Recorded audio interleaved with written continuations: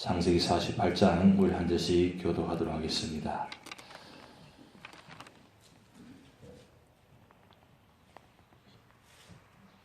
이 일 후에 어떤 사람이 요셉에게 말하기를 내 아버지가 병들었다 하므로 그가 곧 두 아들 므낫세와 에브라임과 함께 이르니 어떤 사람이 야곱에게 말하되 내 아들 요셉이 내게 왔다 하며 이스라엘이 힘을 내어 침상에 앉아 요셉에게 이르되 이전에 가나안 땅 루스에게서 전능하신 하나님이 내게 나타나사 복을 주시며 내게 이르시되 내가 너로 생육하고 번성하게 하여 내게서 많은 백성이 나게 하고 내가 이 땅을 내 후손에게 주어 영원한 소유가 되게 하리라 하셨느니라.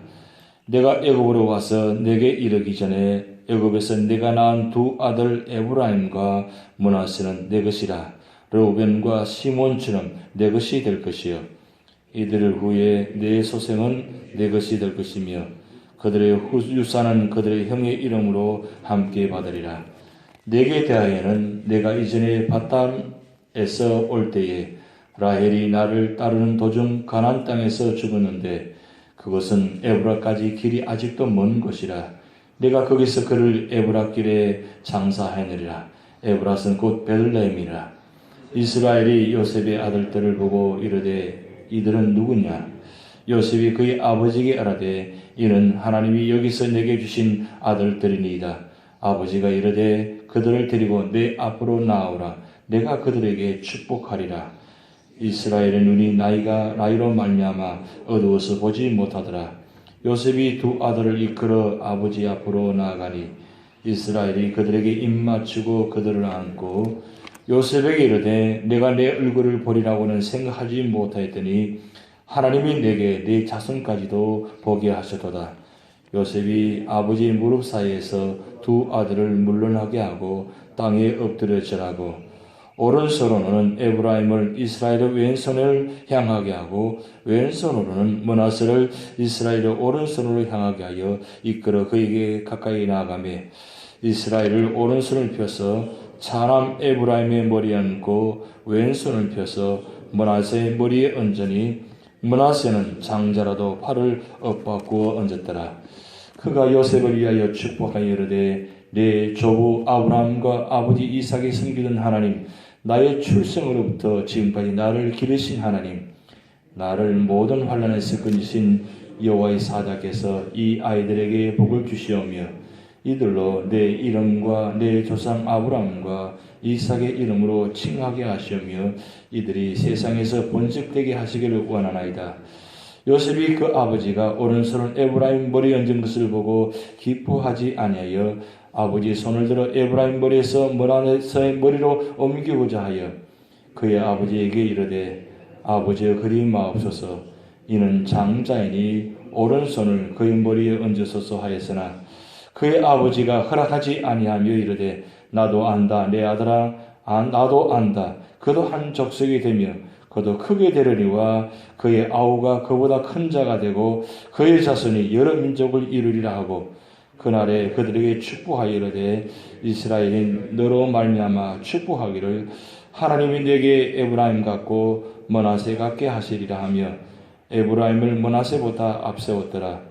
이스라엘이 요셉에게 또 이르되 나는 죽으나 하나님이 너희와 함께 계시사 너희를 인도하여 너희 조상의 땅으로 돌아가게 하시려니와 내가 내게 내 형제보다 세겜 땅을 더 주었나니 이는 내가 내 칼과 활로 아무리 족속의 손에서 빼앗은 것이니라. 아멘.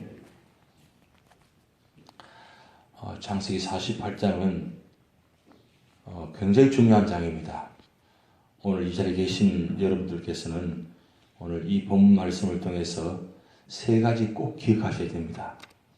왜냐하면 야곱이 마지막 죽음을 앞두고 어떤 모습으로 마지막을 보여주는가, 자손들에게 후손들에게 어떤 모습을 보여주어야 하는가를 잘 보여주고 있기 때문입니다. 그래서 이거는 우연한 일도 안 되고 내가 노력한다고 되는 것도 아니고 정말 기도하시면서 준비해야 되는 모습입니다.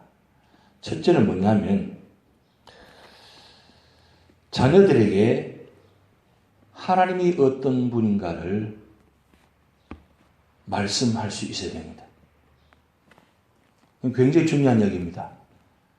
자녀들이 왔으면 자녀들에게 내가 그동안 살아왔던, 그동안 지내왔던, 내가 믿었던 하나님이 어떤 분인가를 자녀들에게 신앙적으로 고백할 수 있어야 됩니다. 왜냐하면 아버님이, 어머님이 평소에 믿었던 하나님이 어떤 분인가를 자녀들은 늘 궁금합니다. 보통 일반적으로 그렇죠. 교회 안에 아버지, 어머니 모습과 가정에 있을 때 아버지, 어머니 모습은 다르다는 것. 다른 것이 맞습니까? 같은 것이 맞습니까? 같아야 됩니다. 그런데 저 문 밖에까지와 문 안에 들어 차이점이 있다는 거예요. 왜 그렇습니까? 그만큼 실제적으로 삶 속에서 신앙생활을 자녀들에게 물론 뭐 보여주기 위해서 하는 것은 아닙니다만은 그렇게 보여진다는 건 쉬운 일이 아니기 때문입니다. 그러면 자녀들이 우리 아버지 어머니의 모습은 어떤 모습이 있는가 그것을 늘 보고 배우고 자랍니다. 그 보고 배우고 자란 것을 이 자녀들이 성장해서 그 자녀들이 자녀를 낳게 되면 그 자녀들에게 또 보여줍니다. 보여주는데 참 신기하게도 좋은 모습도 배우기도 하지만 좋지 않은 모습도 배웁니다. 자녀를 나무랄 수가 없는 거예요. 왜? 그 자녀를 보면 부모를 알 수 있기 때문입니다. 그만큼 신앙적으로 자녀들에게 잘 보여준다는 건 참 쉬운 일이 아닙니다. 평소에 생각과 마음과 그 다음에 가정에 있을 때 이루어질 때에 그것을 잘 한다는 건 쉬운 일이 아니에요. 뭐 말씀 들으시면 잘 아지 않습니까? 지금도 늦지 않았습니다. 자녀들이 왔을 때 그 자녀들에게 어떤 모습을 보여주는가. 특히 손자, 손녀들에게 그 모습 보여주는 거 참 중요합니다. 그래서 오늘 야곱이 이 요셉에게 내가 이렇게 살아왔는데 하나님께서 이런 말씀하셨다. 이렇게 내게 축복하셨다. 이 말씀을 지금 요셉 아들에게 지금 말씀하고 있는 장면이 나타납니다. 그게 얼마나 귀한 교훈이겠습니까? 아, 우리 아버지가 이런 말씀을 이렇게 신앙생활하는데 이럴 때 이런 말씀을 하셨구나. 그러면 이 자녀도 그 말씀을 듣고 그럴 때에 이럴 때에 그런 자리에 가면 그 아버지를 생각하게 되고 아버지가 만났던 하나님을 생각하게 되고 자녀도 그 아버지처럼 신앙생활하려고 노력합니다. 그런 모습도 더 되어져 갑니다. 굉장히 중요한 모습이죠. 와서 뭐 다른 이야기 할 필요 없어요, 사실은. 중요한 건 그 신앙적인 모습을 자주 만날 때마다 말씀해 주셔야 돼요. 자녀들에게 여러분 무슨 말을 들어야 기쁩니까? 어떤 말을 들어야 여러분들이 기뻐합니까? 선물을 주셔야 뭐 하는 갖다 주셔야 뭐 어디 데리고 다니셔야 기뻐합니까? 물론 그것도 중요합니다. 그런데 자녀가 어디를 떠날 때 아버지 기도해 주세요. 아버지 축복해 주세요. 여러분 그런 말 들어본 적 있으세요? 많이 들어보셨을 거예요. 어디서 그런 교육이 나옵니까? 평소에 그 부모님이 자녀들에게 결국 무슨 일을 하든지 하나님께서 축복하셔야 돼. 그래야 모든 것이 다 이루어져. 자녀가 잘 되고 있습니다. 뭐 직장도 잘 다니고 건강도 하고 그런데 가장 중요한 신앙생활을 잘 안 해.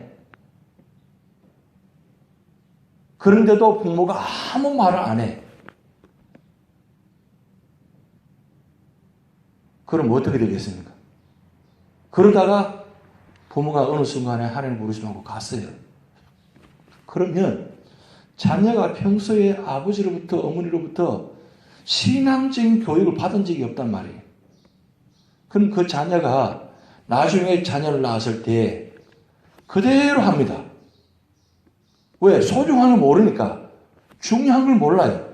근데 평소에 부모가 딱 이렇게 해야만 축복받아, 이렇게 소중할, 아무리 세상적으로 성공해도 물질이 많아도 하나님께서 축복하시는 아무것도 아니야. 하나님께 기도해야 돼.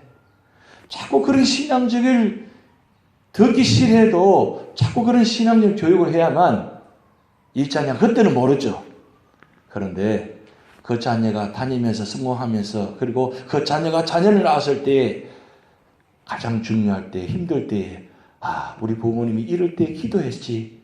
그래 기도해야 돼. 그래서 교회를 찾아오는 거예요. 교회 엎드리는 거예요. 목회자를 찾아오는 거예요. 평생에 한 번도 목회자를 찾아와서 목회자에게 축복을 받지 못하고 가는 자녀들. 그건 정말 신앙적인 교육이 부족한 것입니다. 영적인 축복이 중요하기 때문입니다. 자녀가 어디 찾아왔을 때에 어디 떠났다가 어디 멀리 있다가 자녀가 오랜만에 돌아왔을 때 여러분 목회자 찾아와야 돼요. 찾아와서 교회 와서 기도 받으셔야 돼요. 이게 신앙적인 교육입니다. 와서 어른들한테 인사도 하지 않고 그냥 교회도 나오지 않고 그냥 그렇게 다니는 것보다는 그래도 그런 신앙적인 교육을 통해서 자녀들에게 유산을 이어주는 것, 그 굉장히 축복적인 기도입니다. 축복입니다. 그걸 지금 야곱이 요셉에게 보여주신 교훈입니다. 그걸 많이 하셔야 됩니다. 정말 중요한 부분입니다.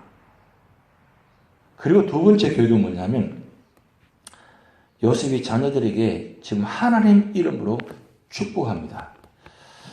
여러분 우리 자녀들 가정에 오면 손자 손녀들은 축복 기도해 주시죠. 당연히 하셔야 됩니다. 자녀들 오면 먼저 앞에 앉혀놓고 아들 며느리에게 교육하셔야 돼요. 앞에 오라고. 와서 손자 손자 앞에 앉으라고 해서 영적인 축복권이 있기 때문에 그 손자 손녀들에게 그 아들 며느리에게 손을 얹고 축복 기도해 주셔야 돼요. 그리고 떠날 때 다시 부르는 그 앞에 앉아놓고 축복 기도해 주셔야 됩니다. 왜 그러냐? 이 시간이 어쩌면 마지막 시간일지 모르기 때문입니다. 지금 야곱이 어떤 장면입니까? 눈이 앞에 보이지 않습니다. 그런데 지금 어떻습니까? 아무도 모르지만 야곱은 마지막을 지금 준비하고 있습니다. 왜요? 하나님의 축복의 언약의 통로가 본을 통해서 나타나기 때문입니다. 왜냐? 아버지 이삭을 통해서 축복받았거든요. 그 축복이 얼마나 중요한가 알았거든요. 그때는 자기 욕심으로 자기 의로 장자권도 축복권도 빼앗았어요. 그러니까 그렇게라도 했어요.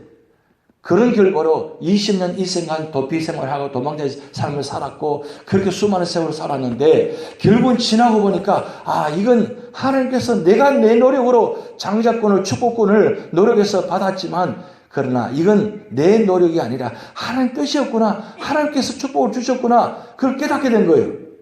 그게 얼마나 중요한 것을 야곱은 압니다. 그래서 요셉이 왔을 때, 요셉이 아들들이 왔을 때 어떻게 합니까? 앞에 오라고 합니다. 와서 축복하는데 지금 보세요. 축복하기 전에 요셉의 아들들을 야곱의 양자로 입양시킵니다. 지금 에브라임 므낫세가 요셉의 아들들입니다. 요셉의 아들들인데 요셉의 아들들을 야곱의 아들들로 지금 입양시키는 장면이 나타납니다. 이 참 놀라운 장면이에요. 왜 그렇게 했는지 그는 하나님께서 평소에 야곱에게 주신 교훈이 있었겠죠. 말이 안 되는 이야기잖아요. 손자들에게 어떻게 아들들로 그렇게 입양시킬 수 있습니까?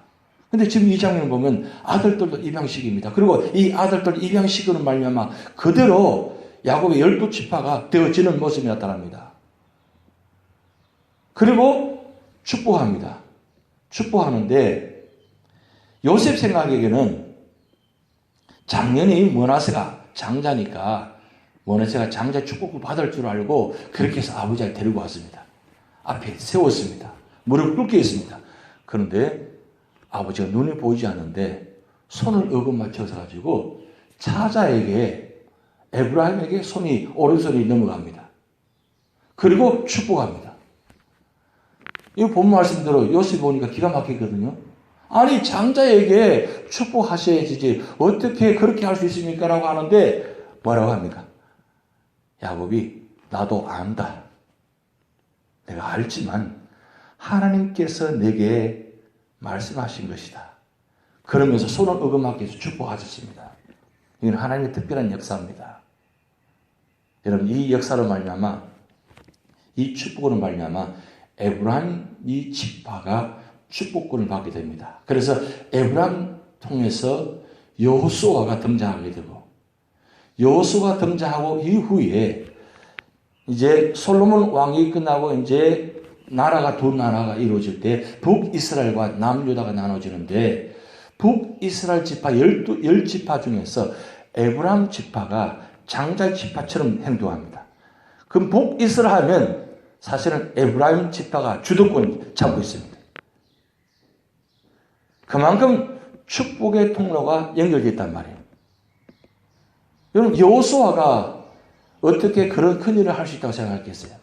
그런데 하나님께서 이미 이 야곱을 통해 이스라엘을 통해서 축복의 통로를 되게 하시고 에브라임 지파를 에브라임을 통해서 축복하게 하시고 에브라임을 통해서 모세 이후에 여호수아가 등장해서 여호수아를 통해서 하나님께서 가나안 땅에 들어가서 주도권을 질 수 있는 그런 후계자로 세우시는까지 그런 축복권을 이미 야곱을 통해서 주셨다는 사실이에요.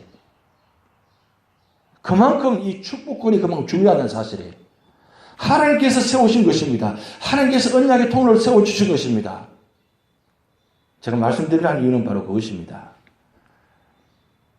우리 자녀들이 왔을 때에 우리 손자, 손녀, 후손들이 왔을 때에 할아버지가 이 축복을 가지고 하나님의 이름으로 축복하는 이 장면을 늘 보여주셔야 됩니다. 그리고 늘 축복하셔야 됩니다. 왜냐 하나님께서 여러분들에게 축복권을 주셨기 때문입니다. 그리고 이 축복대로 그대로 다 이루어진다는 사실이에요. 그게 바로 자녀들에게 신앙적인 교육입니다. 그러면 내 아들 자녀가 또 그것을 앞으로 계속 후손들에게 이와 같은 축복권을 영적인 축복권을 연결되어 내려간다는 사실이에요. 그게 바로 믿음의 가정입니다. 믿음의 축복권입니다. 그리고 세 번째 중요한 장면이 나타나는데 하나님의 약속의 땅을 확신하고 소망했던 사실입니다. 이런 말씀 마지막 줄 보시면 22절 말씀 보시겠습니다. 21절부터 읽겠습니다.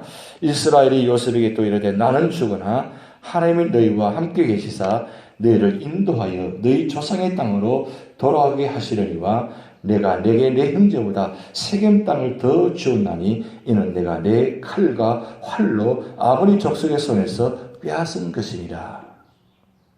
지금 구체적으로 이야기합니다. 그런데 이 말씀의 역사가 앞으로 430년 이후에 이루어질 일입니다. 그런데 지금 야곱은 뭘 바라보고 있습니까?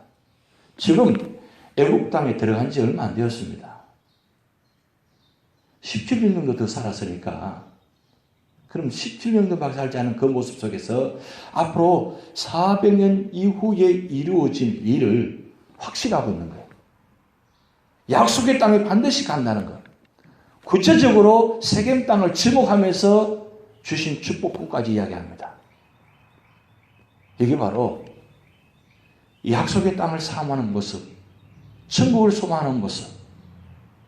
그게 바로 우리 자손들에게 아주 중요한 교훈입니다. 우리 부모님은 언제나 천국을 사모하고 천국을 확신하고 가셨다. 수도 예배 때나 이럴 때 가서 자녀들에게 많이 묻는 질문이 있습니다. 부모님의 마지막 그 유언이 무엇입니까?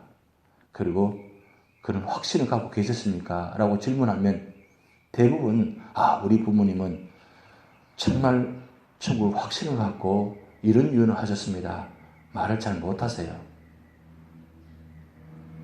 왜 그렇습니까? 마지막 그 유언과 그 부모님의 천국의 확신을 보지 못했다는 겁니다. 그럼 자녀들에게 무슨 소망을 주는 겁니까? 평소에 예수 잘 믿어라. 교회 열심히 다녀야 된다. 하나님 축복받아야 된다. 그 말씀도 안 하셨다는 거예요. 그리고 마지막까지 그 마지막 모습 속에서 우리 아버님이 그래 천국 가시면서 소원하고 편안하게 하나님 부르셨습니다. 라고 그런 장면을 보여주지 않았다는 거예요. 그 자녀들에게 남은 것이 하나도 없다면 어떻게 되겠습니까? 내 마음대로 되는 게 아닙니다. 마지막은 장담할 수 없는 것입니다. 그런데 오늘 하나님께서는 야곱의 이 마지막 장면을, 물론 이제 내일도 말씀드리겠습니다만은 이 마지막 장면을 이토록 이와 같이 자녀들에게 중요한 교훈했다는 건 정말 축복입니다. 축복입니다. 이 세 가지 축복이 오늘 이 아침 여러분 있게 되길 바랍니다. 기도하셔야 됩니다. 하나님, 내가 마지막 주님 부르시기 전에 이와 같이 자녀들에게 하나님을 소중함을 간증을 할 수 있도록 하옵소서. 그리고 하나님의 이름으로 축복할 수 있도록 축복해 주시옵소서. 그리고 자녀들에게 내가 마지막 천국을 확신을 갖고 마지막 운명할 때 주님 부르시는 그 순간에 그 모습을 자녀들이 볼 수 있게 하옵소서. 그 축복이 여러분이 있을 줄 믿습니다. 다 주기도 나서겠습니다. 하늘에 계신 우리 아버지여, 이름이 거룩하기를 받으시오며 나라의 임하옵시며 뜻이 하늘에서 이룬 것 같이 땅에서도 이루어지이다. 오늘날 우리에게 일용할 양식을 주옵시고 우리가 우리에게 죄진 자를 사하여 준 것 같이 우리 죄를 사하여 주옵시고 우리를 시험에 들게 하지 마옵시고 다만 악에서 구하옵소서. 대개 나라와 번세와 영광이 아버지께 영원히 있사옵나이다. 아멘.